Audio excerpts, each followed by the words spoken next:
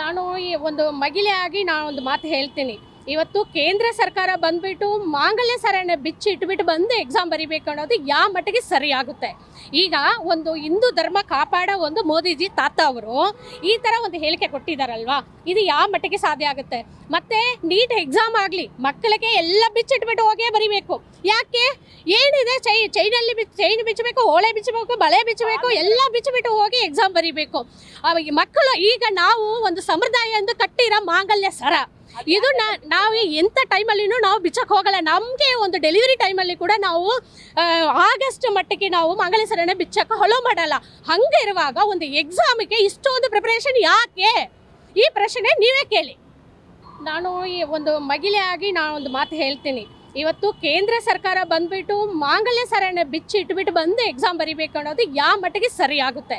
ಈಗ ಒಂದು ಹಿಂದೂ ಧರ್ಮ ಕಾಪಾಡೋ ಒಂದು ಮೋದಿಜಿ ತಾತ ಅವರು ಈ ಥರ ಒಂದು ಹೇಳಿಕೆ ಕೊಟ್ಟಿದ್ದಾರಲ್ವಾ, ಇದು ಯಾವ ಮಟ್ಟಿಗೆ ಸಾಧ್ಯ ಆಗುತ್ತೆ? ಮತ್ತೆ ನೀಟ್ ಎಕ್ಸಾಮ್ ಆಗಲಿ ಮಕ್ಕಳಿಗೆ ಎಲ್ಲ ಬಿಚ್ಚಿಟ್ಬಿಟ್ಟು ಹೋಗೇ ಬರಿಬೇಕು. ಯಾಕೆ? ಏನಿದೆ ಚೈನ್ ಬಿಚ್ಚಬೇಕು, ಓಳೆ ಬಿಚ್ಚಬೇಕು, ಬಳೆ ಬಿಚ್ಚಬೇಕು, ಎಲ್ಲ ಬಿಚ್ಚಿಬಿಟ್ಟು ಹೋಗಿ ಎಕ್ಸಾಮ್ ಬರಿಬೇಕು.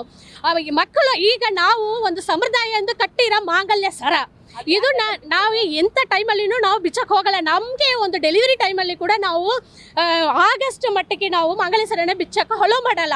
ಹಂಗೆ ಇರುವಾಗ ಒಂದು ಎಕ್ಸಾಮಿಗೆ ಇಷ್ಟೊಂದು ಪ್ರಿಪರೇಷನ್ ಯಾಕೆ? ಈ ಪ್ರಶ್ನೆ ನೀವೇ ಕೇಳಿ.